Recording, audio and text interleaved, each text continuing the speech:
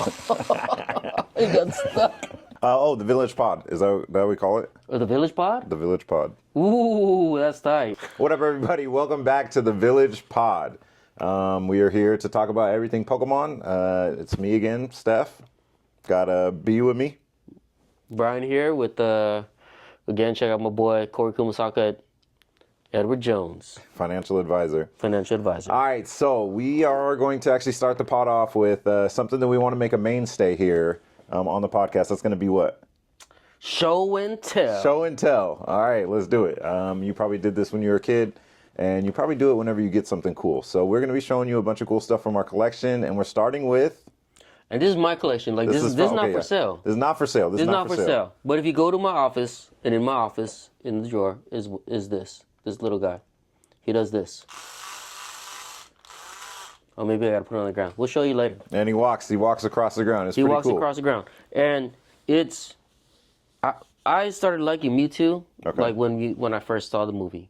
Okay. Mewtwo's awesome. And somehow, somebody knew that I liked this stuff, and they're like, everybody still brings me like Mewtwo little stuff? Mewtwo toys and this. This is my favorite toy. Okay. Like Cyrus will play with it, the kids will play with it. They're all like, "Oh, can I play with that?" It's sick. And I'm like, "Yeah, play with it. Someone's gonna break it one day." But I'm still in love it. I remember when it got to me, it was hella dirty. Yeah. I had to clean it up. Clean it up. But it's also something that you don't see that often, right? Like a moving Pokemon toy. I don't think I've seen a moving Pokemon toy. Yeah, and this is a Tommy Pokemon Remocon battle. Is it from Japan? This is, I believe it was from Japan. Okay. And it was just part of someone's old collection. That they brought in? And they were like, "Here you go, Brian. I think you would enjoy this the most." And it looks good. Like it's actually a good looking Mewtwo. Yeah. It's not all messed up and distorted and looking silly. Yeah, for real. But yeah. He might have to become the mascot of the pod, though. He could. He runs across the screen. He might run across the screen to come watch the pod. Come film with us. Yeah, that'd be tight. That would be That's sick. my show and tell. Okay, so if you ever in a store and you want to see it and you want to take a picture with it, it's in my office. Come check it out. Yeah, come check it out. All right. So Mewtwo's one of your favorite Pokemon. That's actually insane. So, what just happened? We just got back. Baltimore? Just got back from Baltimore. Okay. On Sunday. Well, we got back on Monday.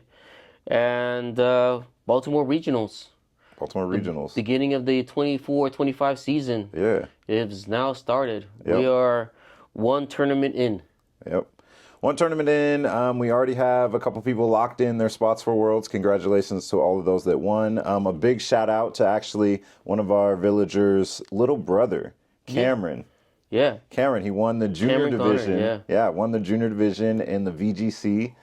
He has his spot locked up. I'm sure his brother, who is a perennial Worlds competitor, will get his as well. But that'll be cool to see a pair of brothers competing. Yep. In, Anaheim this year? In Anaheim, California in August. Yeah, let's go. Let's get it. All right, so any other thoughts on the tournament as a whole? So I know we had a couple of seniors who made day 2, a couple of juniors, brother and sister that made day 2, juniors. We actually had a set of brothers from the Masters division that made day 2, which was pretty cool.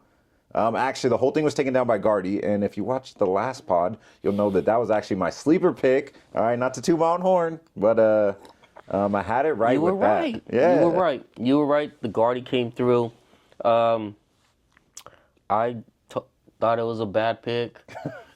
A lot of people thought it was a bad pick. Because you can't tie. Because you can't tie anymore. You can't tie. Well, let's just go with Baltimore. So Baltimore, very interesting place to be, Baltimore. It was a football game season. Bruce Springsteen was playing the night before on Friday. Okay, a lot going on in the city. Yeah, there was a lot going on in the city. And as Baltimore, I don't know a lot about Baltimore. It's not always the most welcoming place, I guess, for folks. But we kind of enjoyed it. We got there pretty early on Friday, and the kids and the boys, they all tested all day. Okay. Right? At the hotel? At the hotel. And this is something that you guys kind of do at most events. Yep. Right? We get together. We get with, our friends from California, even from, Denver, and even across the country. And everybody kind of just congregates at someone's hotel and then at in the lobby. I feel bad for some of these hotel folks, but for parents and kids and coaches, we know that we're gonna get together. We can't all fit in one hotel room. Can't fit in there, and so we get the kids together at someone's hotel, and often we'll just invade their lobby. Yep.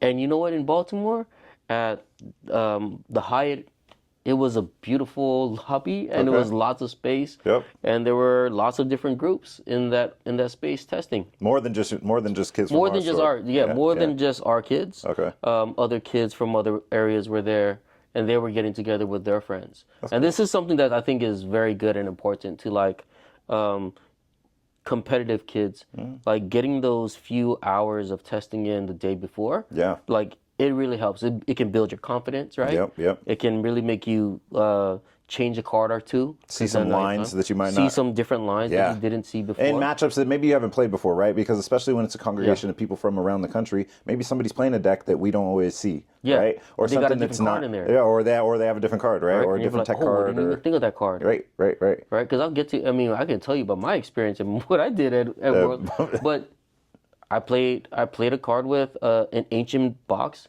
with enhanced hammer. I wish someone would have told me. Yeah. I could have prevented a whole loss. But the kids, I would say, and they say this, right? They did mid. It's actually a parent was on the text thread, and they're like, "Oh yeah, how the kids doing?" As the kids would say, they're doing about mid, and they did mid as a whole, yeah. But at least they recognize it, right? And it's not no delusions. Yeah, there's no delusion about this one. We did okay. To have a few of the kids in the top 32 in both seniors and juniors, like that helps a lot. And having to be 75 and 100, there's only going to be 75 and 100. Yeah. You need to have a couple of those 32s. Yeah, they help. To get those points. Yeah, they help a lot. It matters. Right? You want to get 128, and I think a lot of kids did get, they at least got points at 128. Good. For our masters, again, getting points at even 128 or even 256, some points is better than no points. It is. And quite a few people got points, which was really good. Yeah. Because no points makes going all the way to Baltimore really painful. Yes. Unless you're there to have fun. Right. And people are there to have fun. Yep. And not gonna lie, I had a lot of good fun. Like I got to hang out with my friends, got to see them again, and that's what I wanted to do. Right. Of course. In the last podcast, I want to go to Baltimore and see my friends. Yeah. And I got to go see my friends. Do that. Yeah. So, as well as play Pokemon. As well as play Pokemon. Thing we love to do. And a thing we love to do. Then let's talk about the gentlemen's agreements. Agreements. So this is big in the Masters division. Huge in the Masters division. And what I've heard of some as early as round 1, people starting the tournament. Yeah, you can't tie. So basically, you need a record of roughly 7-2 to make day 2, and even 7-2 to top 32. So it's important to understand what a gentleman's agreement is, and this is really good for beginner players. Yes. Because a lot of them don't know. Yeah. So you sit down with someone and you go, "Hey, would you like a gentleman's agreement?" After 3 rounds, or after our 3 turns. Yep. After time. This is what a gentleman's agreement is. That's what it's going to look like. Whoever is sometimes up on prizes. Yep. Or whoever has the best board state. Right. Or whoever has the best board state and the ability to win on the next turn. Right. Is probably what is a lot of it's going to go off of. It's going to go on. But based on what's in my hand. Right. And based on what's on our board. Yep. And yes, you can't win this game, but next game I could win this. Next turn, yep. Be like, that should give me the favorable gentleman's agreement, and then therefore favorable board state. Yep. The favorable board state, and my opponent would then scoop to me. Right. And allow me to have the win rather than taking a tie. Because the tie is pretty much as good as a loss. If you tie, it's pretty much you're losing. Polaris and seniors had 3 ties. Okay. In day 1 to get them into day 2. Yeah. So 3 ties. You can still get there with 3 ties. Yeah. You can get there. 603 will get you there. 3 ties will get you in there, and that's what Polaris said. And they were able to get in. Hey, that's what's up. The thing is, if any of those was a tie and the last one is a loss, you're done. Cooked. Right? Yep. Or you lose one and then tie one. Well, then the last one you're gonna have to take a gentleman's agreement, and one of those people, if you have the same record, right, is probably not going to get the day 2. Yep. Not doing it makes it so one of you don't advance. Right. And that's kind of both of you don't advance. Or both of you don't advance. If you tie, both of you might not end up with nothing. Right. And so that's the reason why there are a lot of folks who are in a competitive scene that are saying, hey, this gentleman's agreement thing needs to kind of happen early. Yeah, it does. And the way that the tournaments are set up, right? The way the tournament's set up, if you don't and you end up tying, you have to be okay with the fact that your partner, the person you're playing against, might not take that. They might not want to have a gentleman's agreement. They might not want to, or may not honor it. Honor it. Yeah. You got to be real careful. You have to be very careful because, you could be thinking that you're going into this round thinking that you're going to win based on gentleman's agreement because you're going to take the first couple prizes right away. It might become subjective at that point. It becomes very, very subjective. Like both players think, you took 2 prizes, but my deck always comes back from behind, right? Right. You're a Gardevoir player, like, you're going to take 2 prizes, and then I'm going to take 2/2/2. I'm gonna hand disrupt you. You're gonna go down to 2 cards, have nothing left, right? And it's those theoreticals. Yeah. Theoretically, I could beat you. Right. And so when you make those agreements, I would also try to spell it out to that person. They're like, hey, what you looking at? This is what I'm looking at, and then be okay when someone disagrees. Yeah. And you just have to be okay when you lose. Yeah, hey, if you are losing and you're gonna lose, like be the one and have some honor, right, in your loss and be like, I lost. Yeah. I think Polaris did that once where he's like, I did. Yep. You kind of have to. Yeah. You have to do that. Yeah. Otherwise, no one will gentlemen's agree with you anymore, right? You'll become known as like someone. Oh, they don't honor their gentleman's agreement. They might feel entitled to or the right to, right? Like, like I don't feel like this is thing. And if the person does, you just sometimes have to just eat it. You do. And bite your tongue and say, yep, you got it. Yep. And take the tie, right? Because it's a lose-lose for both players. Yeah. Right? Because that's what's going to end up being. That's what's going to end up being. Yeah. So I wonder then, are we going to see people maybe, right? Because there's a way to counter this. Play a deck that does not go to time. You can. But I do believe in the near future when this rotates. And there are new decks coming out. It's going to be very hard to know exactly what you're doing in all the different lines. Yeah. So you're going to end in some long battles. Yep. Right? Yep. And so in order to avoid that, you have to play faster. You have to play faster. You have to know your deck. You have to know your deck. You have to know your deck. And you have to play faster, though, is the main part. But part of that is playing faster, knowing your deck, and then knowing also the meta, right? You have to be, if you're going to go to these events and take them serious, it's cool to go and play and have fun, but you have to also maybe even on the other side be able to see that somebody who's taking it serious, who knows what they're doing, and you might be waffling a little bit, you know what I'm saying? Yes. And you don't exactly know. And maybe, tell them, you do have the advantageous board state. You do got it. Yeah. You know what I'm saying? Yeah. It's important to know these things. Yeah. And that's why coming down to Tabletop Village, learning how to play is going to be your best bet. Yeah, you just get over here early.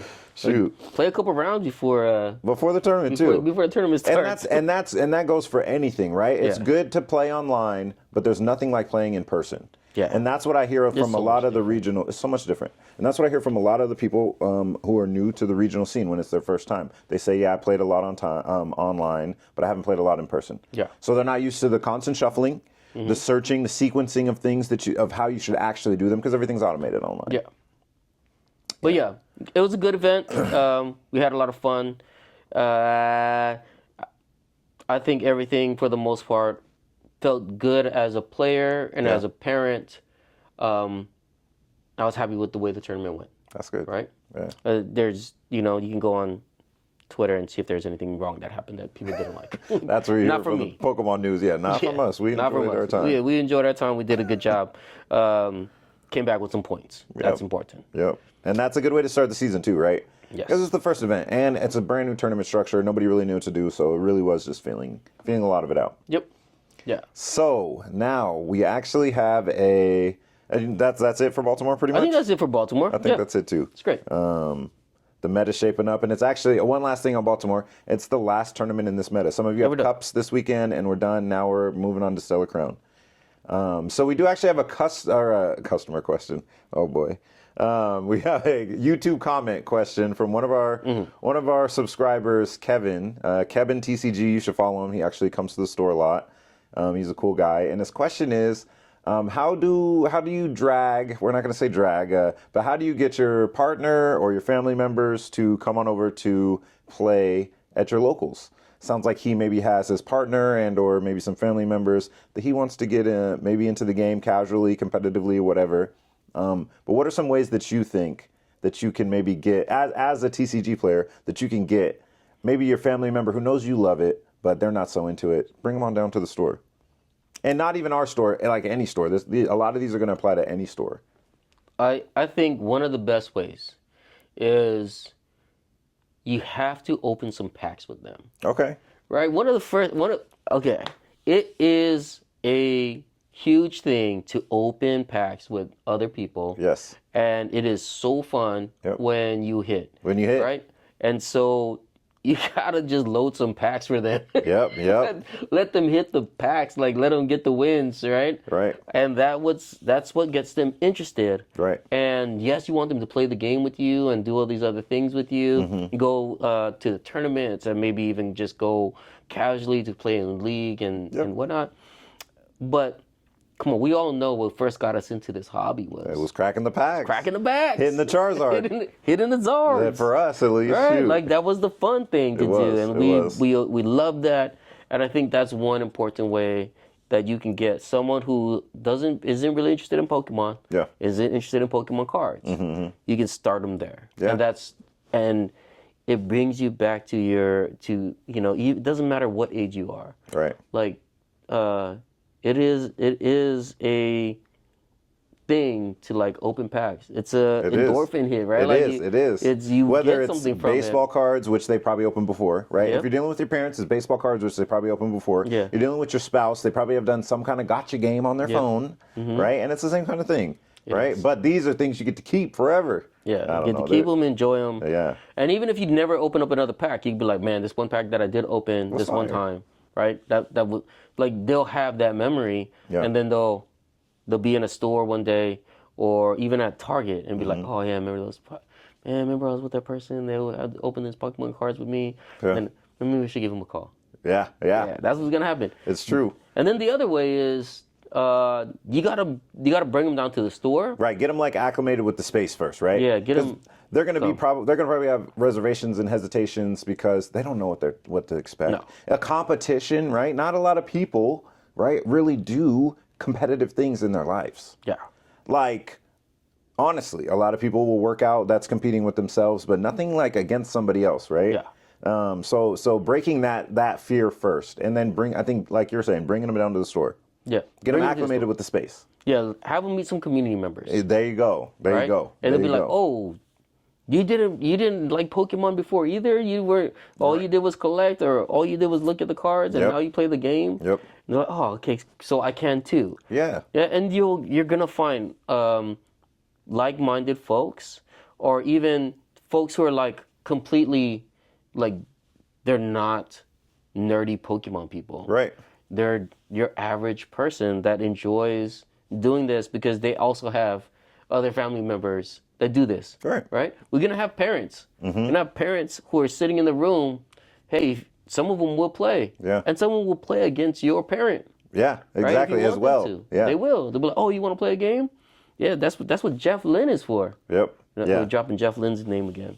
Yep, Poke Parent. Poke Parents. Number one Poke Parent, Jeff there.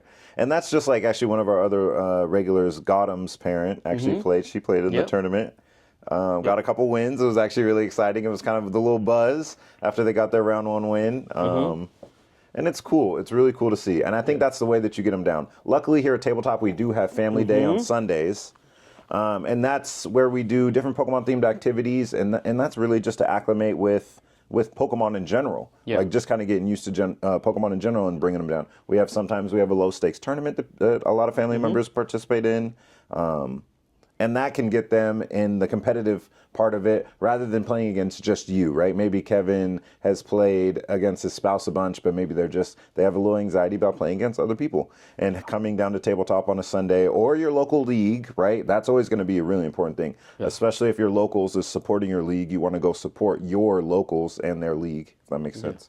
But yeah, just getting them down there and getting used to playing against somebody else. Yeah. Get them to play against them, bring them down to the shop, play against them, and then maybe switch. Yeah, and then have someone else come play against them while you play someone else. Right? And then sit with them while they're playing someone else. That's how you get them into the game, right? You got to make it enjoyable for them.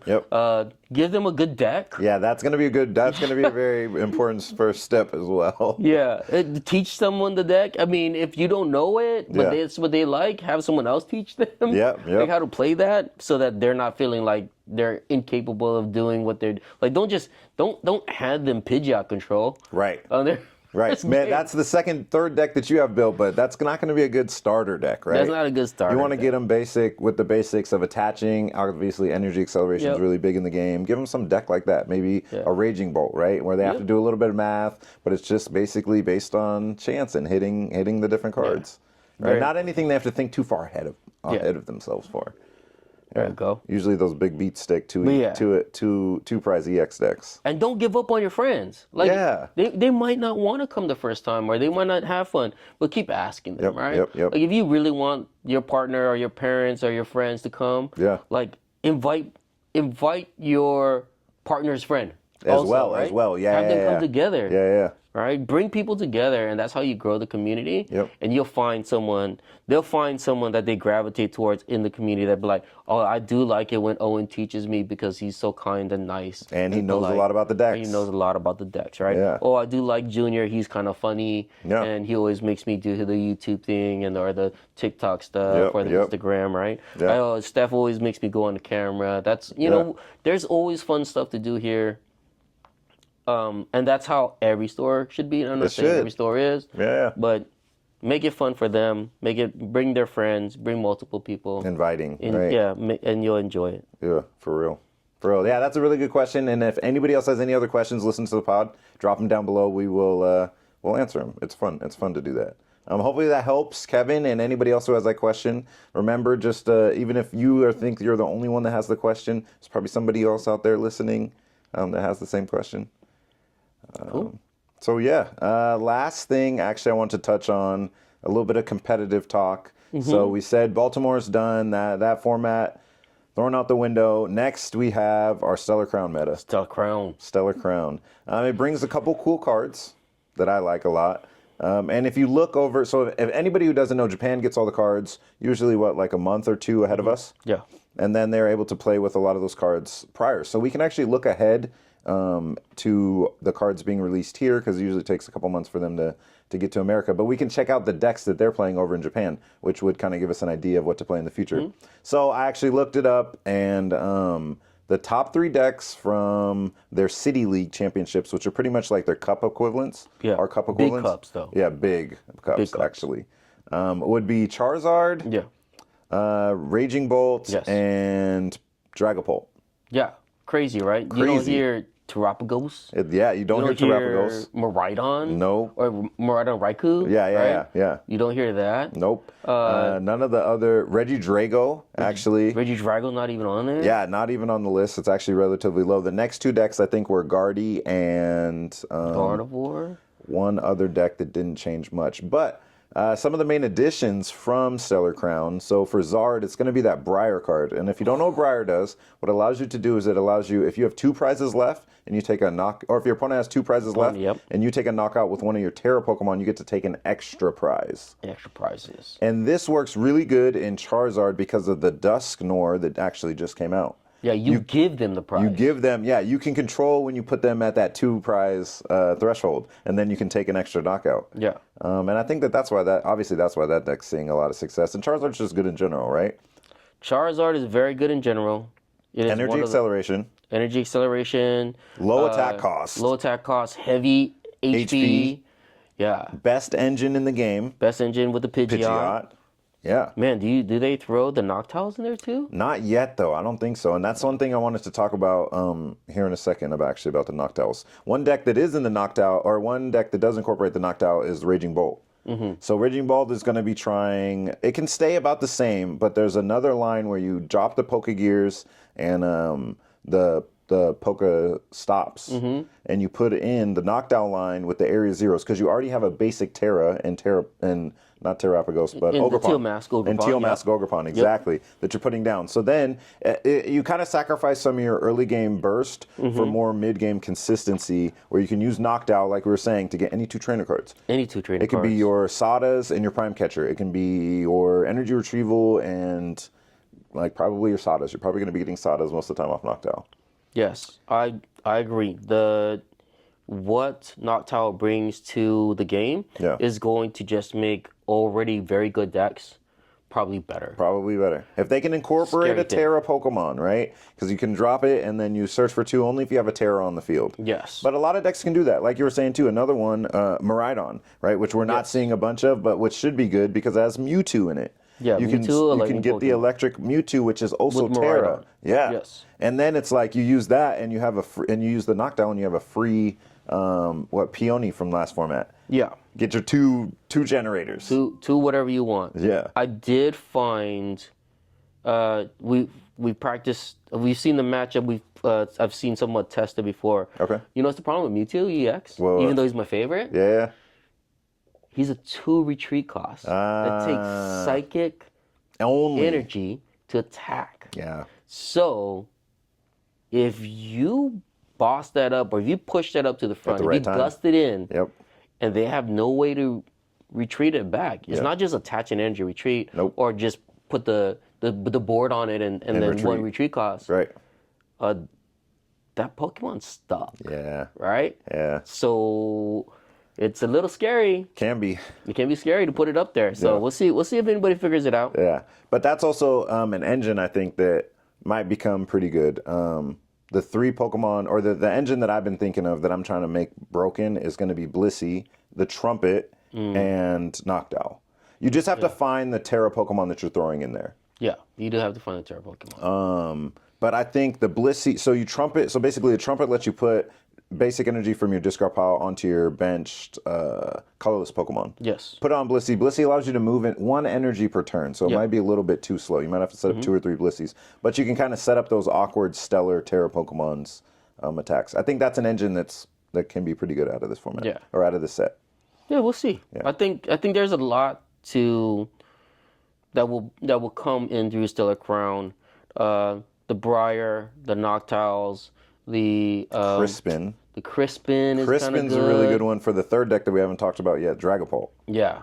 Yeah, so Dragapult gets 2 things that help with its energy acceleration, which was one of its tougher tasks to take from last format. Yeah, it can't really attack reliably going second. Yeah. Now you add Crispin, which lets you attach an energy from your deck to your hand, and then also add an energy to your hand. Yeah, so that one Crispin gives both energies. Yeah, it gives you both. And then you also have the Terra Crystal, which is searchable off of Arven now. Yes. Which is insane. And that's why Dragapult's actually seeing a lot of success and not just being thrown in the discard pile for Regidrago. Yeah. And we don't know if Regidrago might be good anymore. It might come back.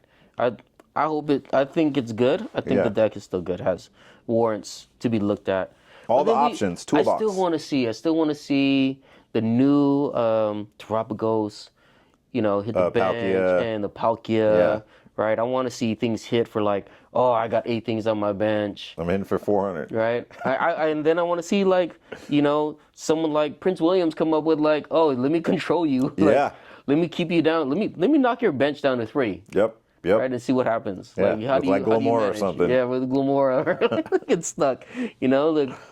I think there'll be a lot of cool things that come out. Again, I think Control with the Noctowls become very, very powerful. That is true. Somebody who can unlock that you're right about that. Yeah. Searching anything. The thing is, though, I was thinking about it earlier, is we don't have the scoop up net anymore.